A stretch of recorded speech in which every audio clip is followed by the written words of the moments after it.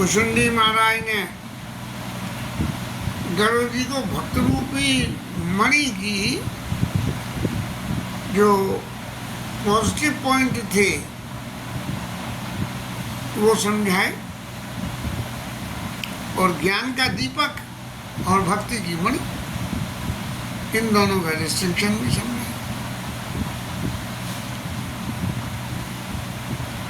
लेकिन ये जो भक्ति रूपी मणि ये हमारे पास रुके कैसे, इसके लिए एक उपमा दी गई, और वो ये कि ब्रह्म पयोनिधि मंदर, ये मंदराचल पर्वत से जो समुद्र मंथन हुआ, तो ये भगवान और भगवान की भक्ति लीला ये सब समुद्र है, और ज्ञान संत सुराई, ये जो ज्ञान और रूपी मंदराचल से, मैंने ज्ञान की वैल्यूएशन तो नहीं बताया भक्ति के आगे, लेकिन जब तक ज्ञान नहीं तब तक जो है भक्ति भी पाने के लिए क्या करना पड़ेगा, ज्ञान संत सुर आए। जो है संत जो है वो ज्ञान स्वरूप है, और उन संतों ने जो ज्ञान स्वरूप हैं उन्होंने कथा सुधा मतकारी ही भगति मधुरता जाए, तो भगवान की कथा रूपी अमृत को निकाल के और दिया, और उसमें क्या हुआ कि भगति मधुरता जाई, माने भक्ति रूपी मधुरता उस में निकल के आती है, जो भक्ति अत्यंत मधुर है। मान लीजिए थोड़ी देर को हमें ज्ञान तो हो गया, और ज्ञान में अभिमान हो गया तो सब खत्म हो गया, लेकिन भक्ति में भक्ति का अभिमान नहीं होता। भक्ति का तो एक ही अभिमान होता है, क्या है, हम राम जी के राम जी हमारे, हम राम जी के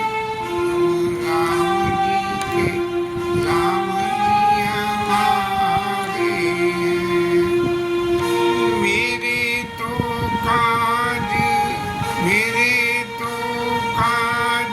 सवारे, मेरे तो काज सवारे, हम राम जी के राम जी हमारे।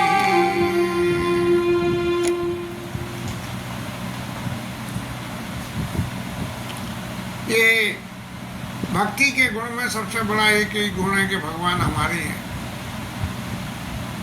भगवान की भक्ति करने के लिए भगवान से कोई ना कोई हमें रिश्ता जोड़ना पड़ेगा, चाहे कैसे भी जोड़ें, लेकिन रिश्ता जोड़ना पड़ेगा, तभी भगवान की भक्ति हमारे पास में रुक पाएगी। सुतीक्षण महाराज ने क्या कहा, अच्छा अभिमान जाई जन बोरे, और मैं सेवक रघुपति पति मोरे। ये भगवान की भक्ति है कि मैं सेवक हूँ और भगवान मेरे पति हैं, ऐसा बर्ताव।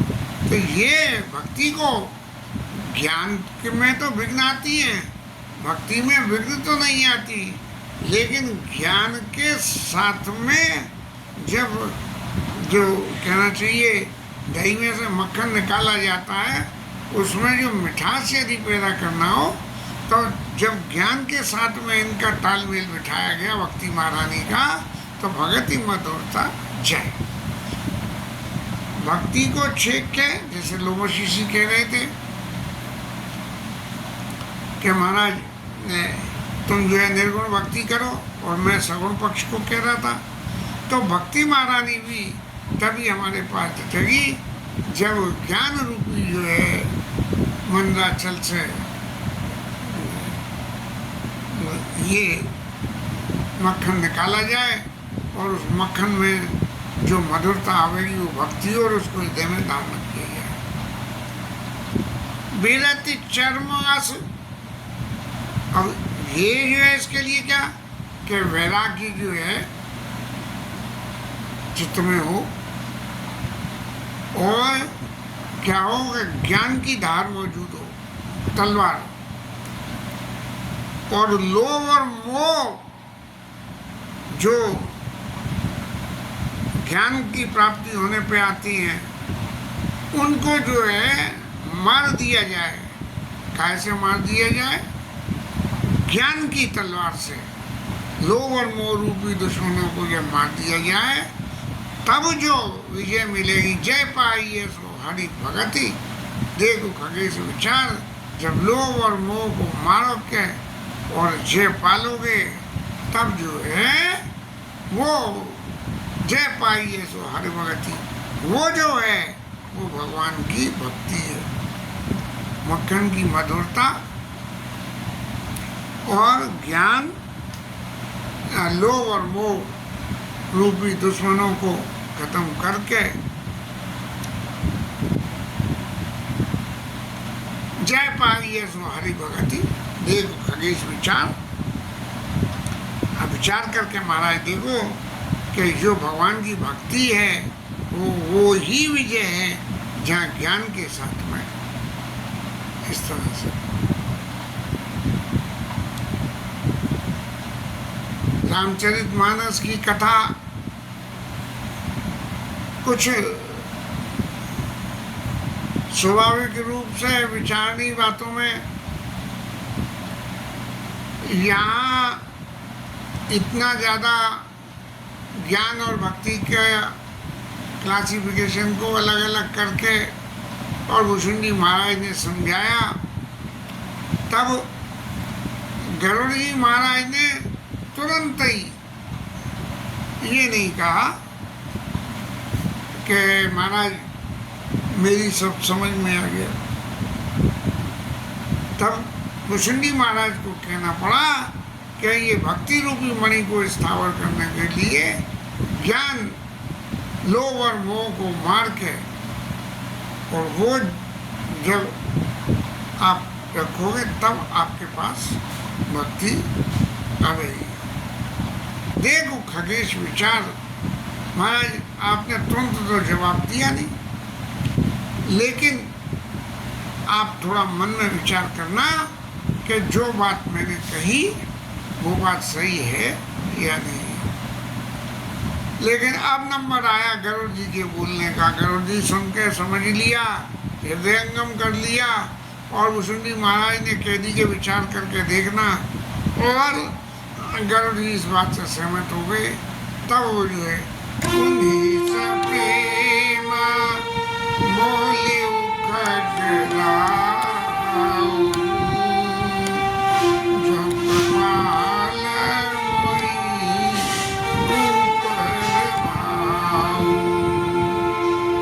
अब विषय बदल दिया। गरुड़ जी ने पूरे भक्ति के इतने गुण बता दिए, इतने सारे गुणों को पहले हृदयंगम कर लूँ और विचार करने की बात कह दी है, तो इससे कोई आगे की नई बात और पूछ लो। ऐसे में सत्संग में तब जो है गरुड़ जी कह रहे हैं कि जो कपाल मोई ऊपर भाऊ। अब जो बात मैं आपसे पूछने जा रहा हूँ, तो आपकी यदि मेरे ऊपर में कृपा है, मेरे ऊपर भाव है, क्या भाव है कि आप मेरे हो, तब। और मेरे हो कैसे कि मैं नाथ मोहिनी सेवक जानी, मुझे अपना सेवक मानते हो।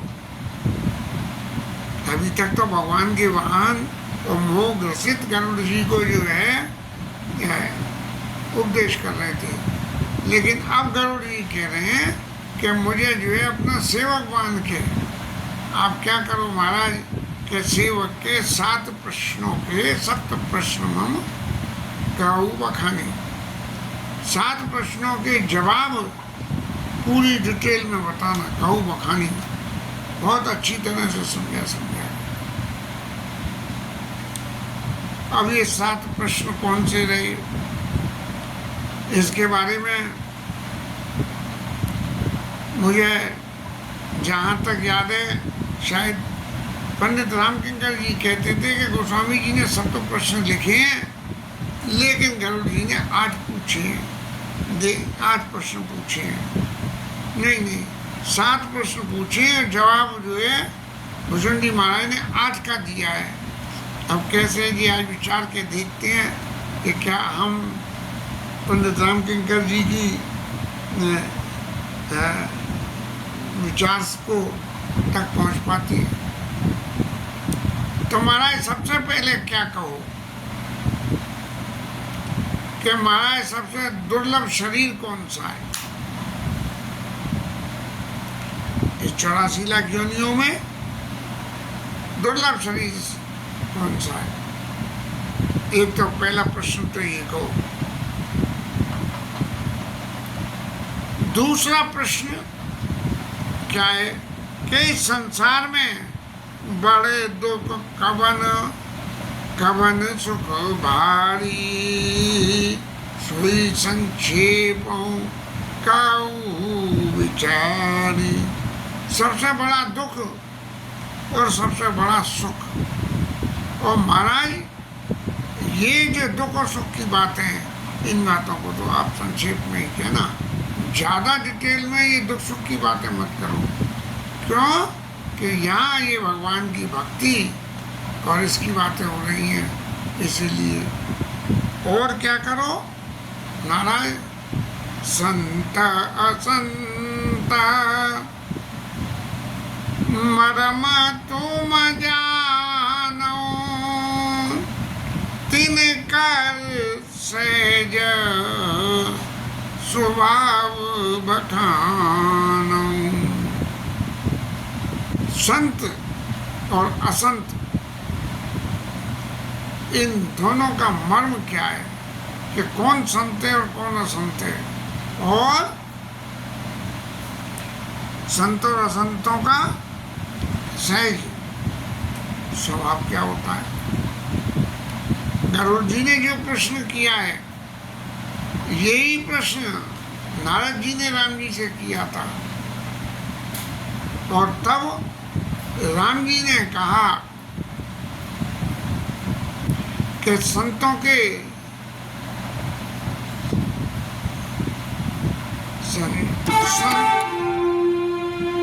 नहीं, लक्ष्मण जी ने कहा संतन के लक्षण सुन भ्राता, अगणित श्रुते पुराण विख्याता। वहाँ राम जी ने लक्ष्मण जी को समझाया कि संतों के लक्षण तो अगणित हैं। यहाँ अभी कुशन जी महाराज जवाब देंगे। और असंतों के लिए राम जी ने क्या कहा, सुनाऊं असंतन के स्वभाव, और भूले संगति करिय न कहूं। वहाँ जो तिनकर संग सदा दुखदाई, झिमक पुलई घालई हरियाई। असंतों का कभी संग मत करना, भूल के भी संग, क्या भूल के भी नहीं करना। यहाँ अभी भुषुंडी महाराज जवाब देंगे तो उस वक्त इसको काउंट करेंगे हम। और क्या है, कबान पुण्य श्रुति विदिता विशाला, और काऊ कबन अग परम कराला। महाराज पुण्य कौन सा है सबसे बड़ा, और पाप कौन सा है सबसे बड़ा? पाप क्या है ये और बताओ। और ये इस तरह से यदि हम जोड़ के चलते हैं तो ये शायद 6 हो गए, और एक होगा मानस रोग काऊ समझाई, तुम सर्वज्ञ कृपा अधिकारी। महाराज मानस रोग क्या होते हैं? ये मानस माने मनुष्य, जिसने मनुष्य शरीर रखा उसमें जो है जो रोग लगे वो मानस रोग, या मानस माने जो मन से कोई काम करा जाए तो उसमें भी रोग घुस जाती हैं, कहाँ कहाँ भूल होती है, किस तरह से होती है, ये व्याख्या आप जो समझा के कहना। अब भुषुंडी महाराज कह रहे हैं कि आपने प्रश्न अपने कर लिए सातों, और मैं जो है आपको इन सारे प्रश्नों के जवाब, भले ही आपने ये कही है मेरे को अच्छी तरह डिटेल में बताना, लेकिन मैं फिर भी आपको शॉर्ट में ही बताऊंगा। सो ही संक्षेप हूँ कहूँ विचारी, मैं संक्षेप में इनको तब तात सुनो सादर प्रीति, मैं संक्षेप कहूँ यह नीति। ये नीति की जो बातें आपने पूछी हैं सभी, इन सभी बातों को मैं संक्षेप में कहूँगा कैसे। तो आपने पहला प्रश्न किया कि प्रथमे कहूँ ना तो मदीदा सबसे दुर्लभ कवन शरीरा, सबसे दुर्लभ शरीर कौन सा है? तो महाराज इसका जवाब ये है नरतन समदाई कबती जीव चराचर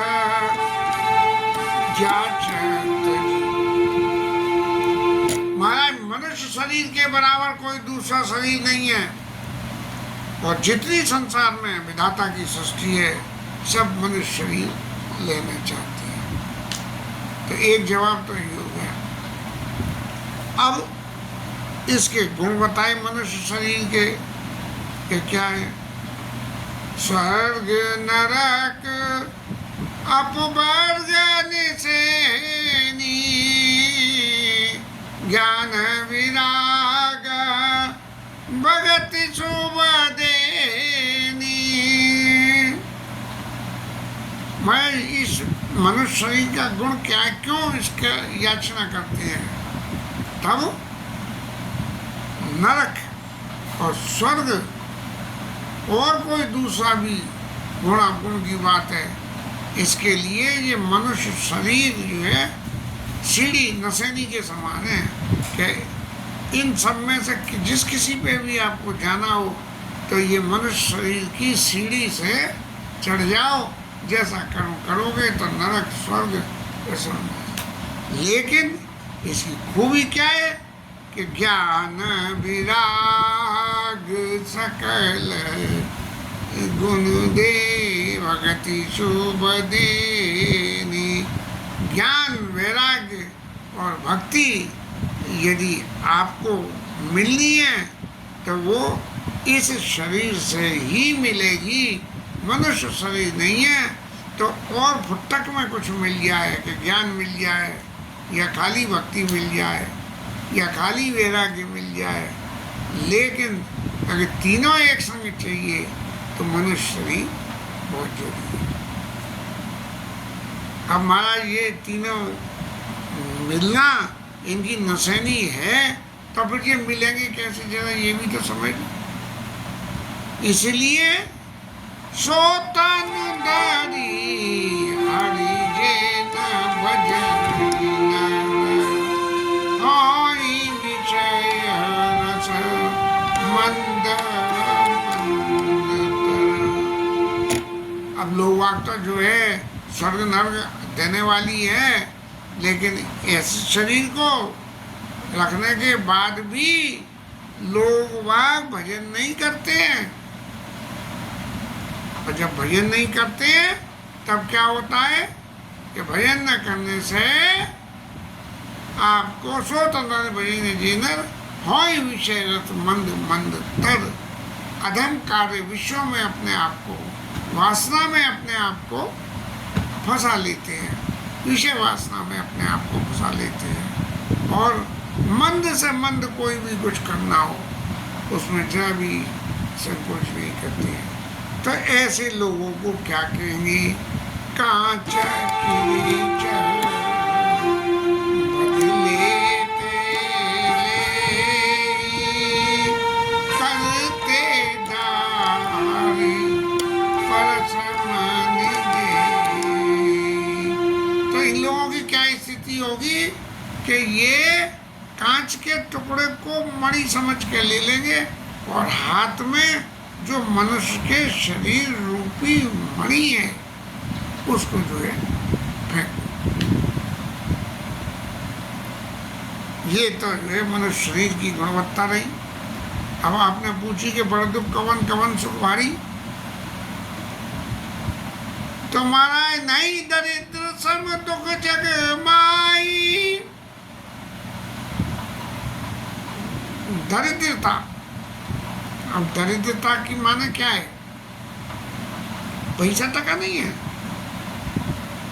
दारिद्र्य माने इस विचारों की दारिद्रता, संस्कारों की दारिद्रता और कर्मों की दारिद्रता। कि अधम कर्म करोगे तब जो है ऐसे नई दरिद्र सम दुख जग पाएंगे। जो ऐसा करेगा जिसमें न विचारों की पवित्रता, न आचरण की और न कर्म की, तो वो जो है वो इस जग में मनुष्य शरीर रखने के बाद भी जो ये कहा कि स्वर्ग नरक अपवर्ग नसेनी, वो नसेनी उसको नहीं मिलेगी। और बड़े सुख कवन दुख कवन कवन सुख भारी।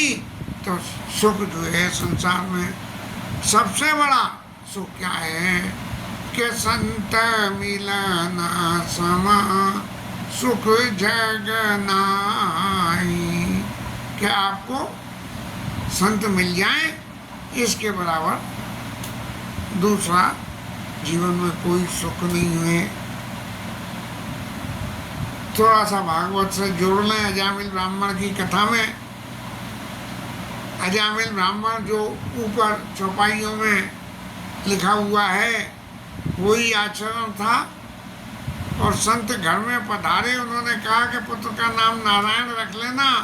तो नारायण नारायण करते अजामिल महाराज जो है वो उतर गए। लेकिन संतों के मिलने से जो सुख होगा उस सुख की परिभाषा क्या है कि वो कैसे होता है? क्या संत रूपी शरीर आने से ही हो जाता है? नहीं, संत हमेशा परोपकार वचन मन काया, परोपकार वचन मन काया और संत सहज स्वभाव खगराया। संतों का क्या स्वभाव होता है? ये सुख होता कैसे है? बोले संतों का स्वभाव परोपकार वचन, मन वचन और कर्म से जो है संतों का दूसरे का उपकार करते हैं। अब उपकार की परिभाषा क्या है? क्या उपकार की परिभाषा कोई ऐसी है कि किसी को कोई चीज की जरूरत हो और वो दे दो, उसके पास भगवान की दया से सब कुछ है, और फिर भी उसने कही कि भाई साहब जरा मेरे को ये दे दोगे? ये चीज मेरे पास नहीं है, आपने कही हम तो संत हैं ले जाओ, तो ये उपकार नहीं है। उपकार वो है, पर उपकार वचन मन काया, कि संत जब जो है उसके ऊपर, जिसके ऊपर उपकार करना हो उसको भगवंत के पास ले जाने का प्रयास करे। संतों का गुण एक और है, संत साई दुख परित लागी, संत साई दुख परित लागी, और पर दुख हे तो असंत अभागी। संत जो है खुद विपत्ति का सहन कर लेते हैं, लेकिन दूसरे का हित करते हैं। खुद को कितनी विपत्ति हो उसको सहन करके और दूसरे का हित करते हैं। और असंत क्या करते हैं, वो तो पैदा ही दूसरे के लिए होते हैं, दूसरों को दुख देने के ही लिए पैदा होते हैं। महाराज वो कल राजेंद्र दास जी महाराज को सुन रहा था, शुक्राचार्य राक्षसों के गुरु, तो मरे राक्षस को जिंदा कर दें तो राक्षस खत्म होने। अब तो देवताओं को बड़ी परेशानी। एक प्रश्न उन्होंने उठाया, तो फिर जो है जब भगवान सब कुछ कर सकते हैं तो शुक्राचार्य का ही गला काट क्यों न ठिकाने क्यों नहीं लगा। लेकिन भगवान इस तरह की लीला को पर दुख हेतु असंत अभागी, दूसरों को दुख देने के लिए ही होते हैं। भले ही शुक्राचार्य जो है देवताओं के गुरु थे, लेकिन उसके बावजूद भी चूंकि वो गुरु थे इसीलिए शुक्राचार्य को नहीं मारा गया, और उल्टा क्या करा गया कि इंद्र की पुत्री जयंती का विवाह कर दिया शुक्राचार्य से, कि बोले कम से कम ये आपसी रिश्तेदारी का निर्वाह तो थोड़ा सा करेंगे, भगवान ऐसी लीलाएं करते हैं तो ये थोड़ा सा तो निर्वाह करेंगे। शुक्राचार्य ने तो नहीं करा, लेकिन फिर भी जो है ये क्या परिस्थितियां हो जाती हैं जिन परिस्थिति में पर हेतु असंत अभागी, ये जो बात है वो इसकी सपोर्ट। संतों के संग में क्या होता है कि भोजपत्र की तरह से होते हैं संत, तो कि भोजपत्र के मैंने देखा तो नहीं है, लेकिन बचपन से पढ़ता आया हूँ कि भोजपत्र के ऊपर किसी टाइम में लिख दिया जाता था, वो कागज का काम करते थे और वो मिटता नहीं था। तो भूर्य तरु संत कपाला,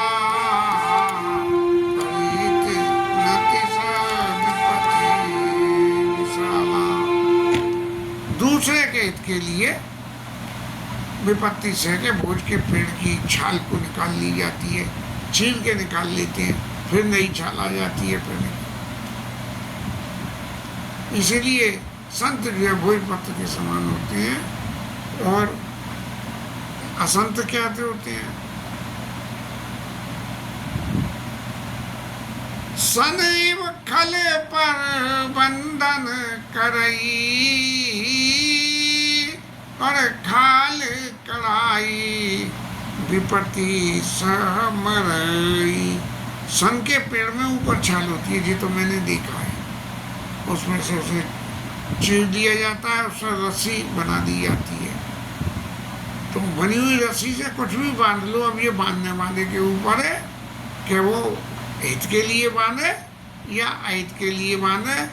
लेकिन सन की क्वालिटी सबसे बड़ी ये है कि खाल उसकी भी कड़ती है और खाल भोजपत्र की भी कड़ती है, लेकिन भोजपत्र पे जो है ग्रंथ और साहित्य लिख दिया जाता है और सन जो है बांधने का काम करती है। अब दुष्टों के स्वभाव के बारे में क्या है कि खल बिनु स्वार्थ पर अपकारी, आई मूषक इव सुनो उर्गारी। असंतों की क्या है? महाराज गरुड़ जी पूछ रहे थे कि संत असंत मरम तुम जानो और तिनकर सहज स्वभाव बखानो।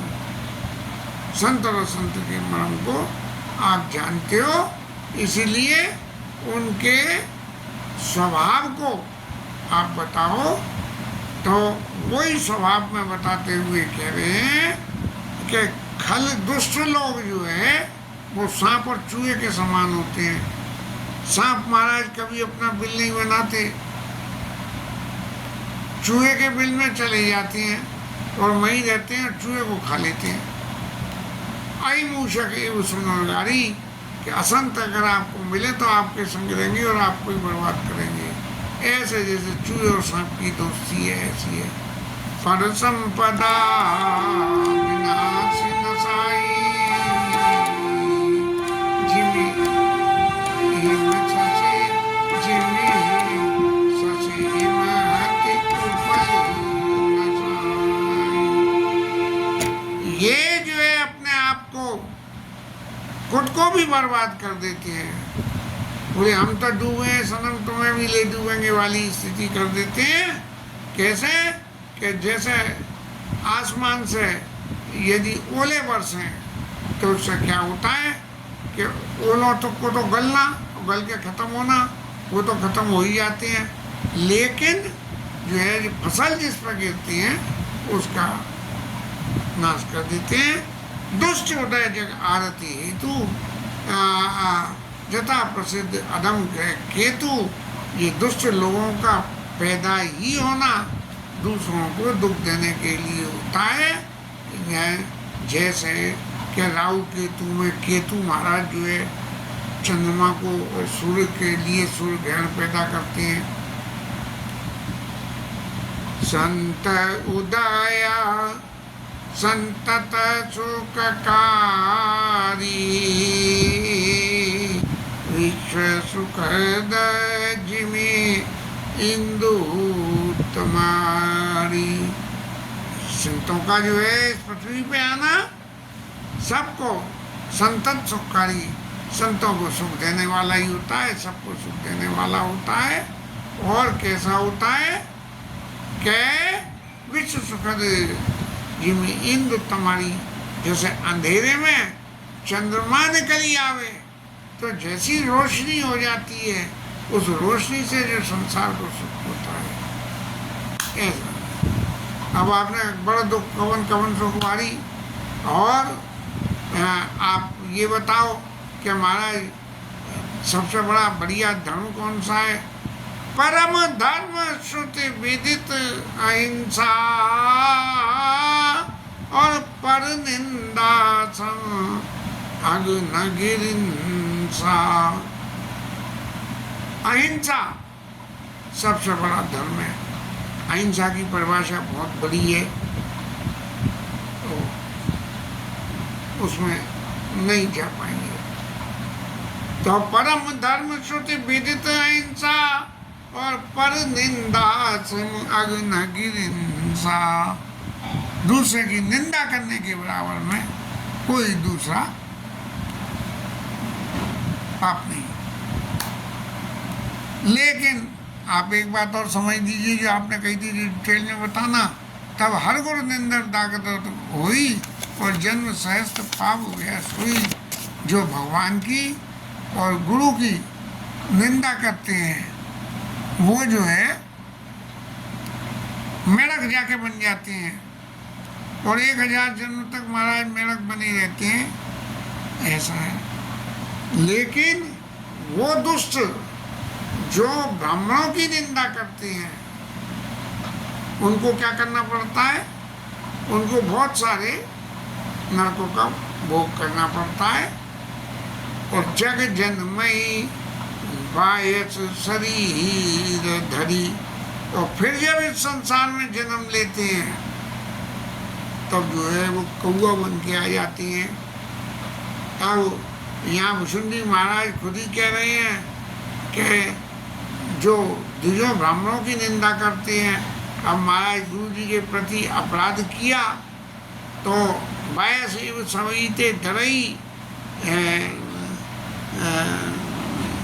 लोमा शिशि ने कहा तो जो है सत सपट तब हृदय विशाला शब्द हो ही पक्षी चंडाला। तो जो है ऐसे ही यहाँ खुद कह रहे हैं कि दुर्निंदक बहु नरक भोग करी, महाराज बहुत सी नरकों का भोग करने के बाद जग जन्म ही बाह्य शरीर। और एक और बताई दुष्टों का गुण कि सुर सुति निंदक जे अभिमानी, और रब नरक पर ते प्राणी। जो देवताओं की और श्रुतियों की जो श्रुति स्मृतियाँ जिनके आधार पे हमारा सनातन धर्म चलता है, उसकी जो निंदा करते हैं वो रौरव नरक में जाती हैं। ये रौरव नरक सबसे भयानक नरक है। ये गरुड़ पुराण में पढ़ा तो था, बड़ा डराने वाला नरक है।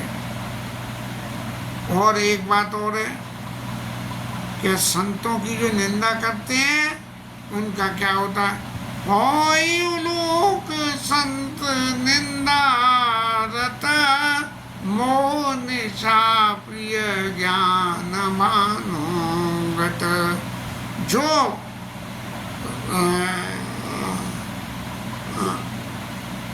जो संतों की निंदा करते हैं उनको उसका एक फल और मिलता है कि वो जाके उल्लू बन जाते हैं। अब उल्लू को तो जो है अंधेरा अच्छा लगता है और उजीता नहीं निकलता है, तो मोह निशा प्रिय उनके जीवन में जो संतों की निंदा करेगा उसके मोह निशा प्रिय ज्ञान भानुगत, ज्ञान रूपी सूर्य कभी उनके पास में नहीं आएगा। अपने आप को छुपाते छुपाते ही जीवन यापन करते रहे।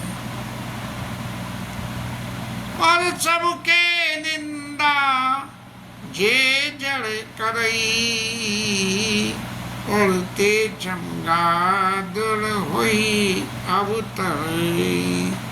क्योंकि पर निंदा से मग्न गिरिंसा, तो उस दूसरे की निंदा करने से कौन कौन से पाप और क्या क्या उनके फल मिलते हैं, लगातार भूषण जी महाराज जो है गरुड़ जी को समझा रहे हैं और कह रहे हैं सबके निंदा जे जड़ करई, ते चमगादड़ होई अवतरई। वो चमगादड़ हो के और इस पृथ्वी पे आ जाते हैं। चमगादड़ की क्या दमता है कि वो जिस मुंह से खाता है उसी मुंह से पोटी करता है। ये सबसे बड़ी अधमता चमगादड़ की है। अब जो वो कोविड का उद्यम हुआ तो लोगों ने तो बड़े बड़े अर्थ निकाल दिए इस लाइन के कि ये जो हुआ कोविड का मसला ये चमगादड़ों की वजह से हुआ। वही तो रामायण में लिखा है कि कलयुग में चमगादड़ होंगे। तो रामायण में तो ये लिखा है कि वो चमगादड़ होके अवतार लेंगे जो सबकी निंदा करेंगे। ये इस तरह से जो है महाराज उन्होंने समझाया कि निंदा न करें। लेकिन यहाँ शायद मेरी टैली बैठ नहीं रही। अब वो रामकिंकर जी महाराज ने जो सुनी थी वो टैली बैठ नहीं रही। यहाँ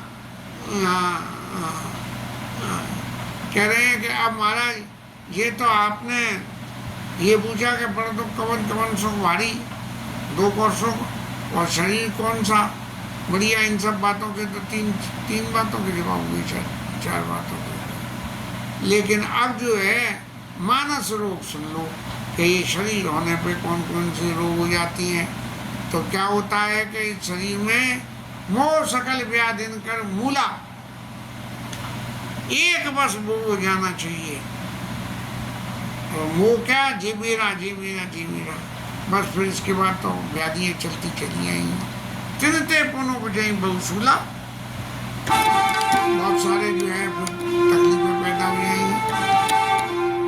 कौन कौन सी तकलीफ होंगी? बोले काम रूपी काम बात, काम रूपी जो है वायु होगी, जैसे पेट में वायु बने और फूले और देह आदमी भैंसे की तरह से टकरावे और चैन नहीं पड़े, न खा सके न रहे। तो काम बात कप लोभ अपारा, और लोभ, काम और लोभ, जब मोह आ गया तो सबसे पहले काम आवेगा कि ज्यो लाओ। काम बात कब लोभ अपारा, कब क्या है कि जरा आप इनएक्टिव हुए नहीं कि कब जमा हुआ, बैठे बैठे खातू खातू करते रहो तो कब निकल के जाता रहेगा। लेकिन यदि सो गए तो पता लगा कि ऐसा कब जमा हो गया, काम बात कब लोभ आ रहा, और क्रोध पित्त ने तो छाती जा रहा। और फिर वो जो है आपके पास में जब भी आ जाएंगे तो क्रोध महाराज भी पधारेंगे और वो आके आपको एसिडिटी कर देंगे, आपकी छाती में जम जाएंगे। और ये तीनों यदि मिल जाए कि बात पित्त और कफ, ये तीन पीत करई जो तीन भाई, उपजई सन्यपात दुखदाई। सन्यपात हो जाता है, वो होता है क्या बोलते हैं इसको, फेफड़ों में कब जम के हो जाता है, नाम याद नहीं आ रहा है। अब ये मानस रोग पैदा कैसे होते हैं, इस बात को जरा आप और समझो।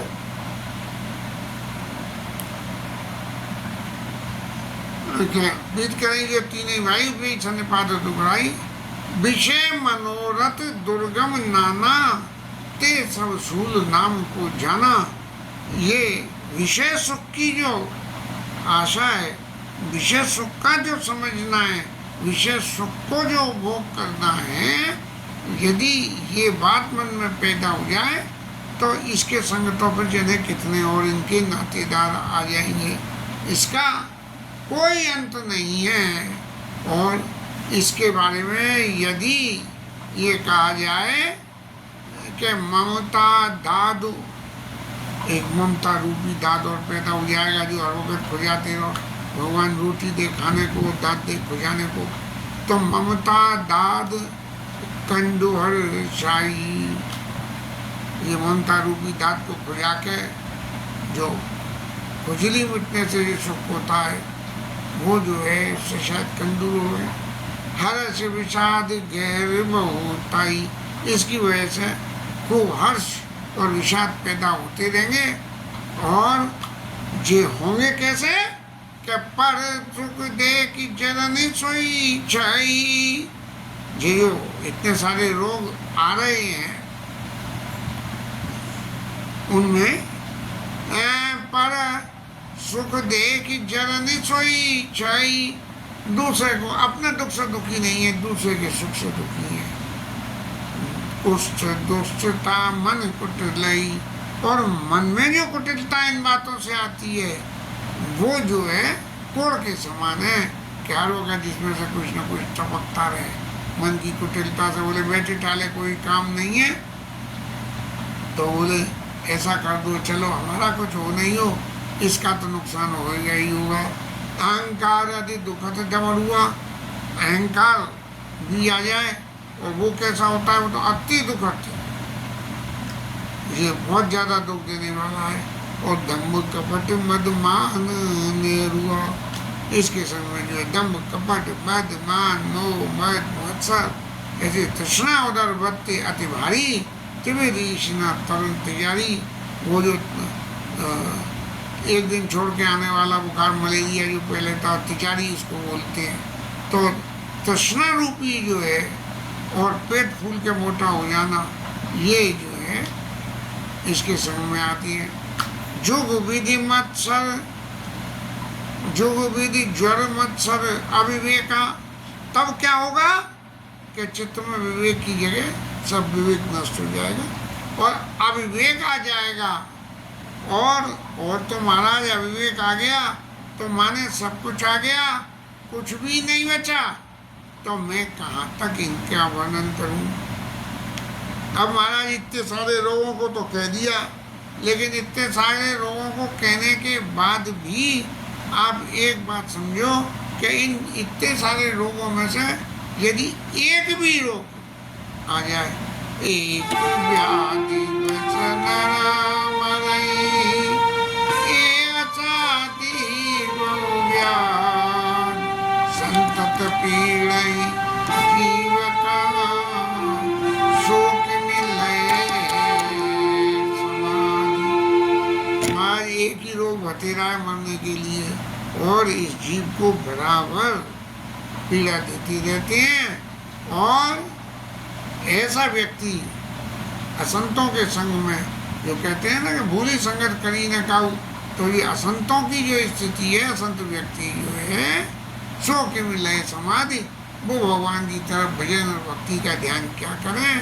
लेकिन यदि प्रेम धर्म आचार तपा ज्ञान यज्ञ जप दान, प्रेम नियम से धर्म का निर्वाह करके, आचरण करके, तप करके, ज्ञान से यज्ञ करके, जप करके और दान करके, ये जो है, यदि आप असंतों की गिनती में आ गए हो, तो आप क्या करो कि कोई अच्छा नियम लो और धर्म की बात करो, आचरण धर्म के करो, तप करो, ज्ञान करो, यज्ञ करो, जप करो और दान करो।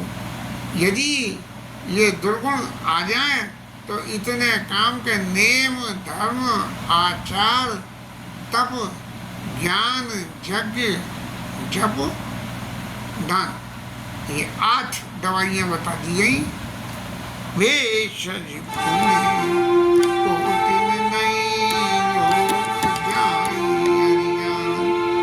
दवाइयाँ तो महाराज और भी बहुत हैं, लेकिन ये जो 8 दवाइयाँ अपने आप में बहुत इफेक्टिव हैं। इसीलिए उन दवाइयों को लेने से आपके दुष्टता बढ़ेगी नहीं और रोग ये जाते नहीं है। अब ये रोगों की तो परिभाषा बहुत लंबी हो गई महाराज, तो बात बाकी कल ले लेंगे। आज हरि नाम कीर्तन करो।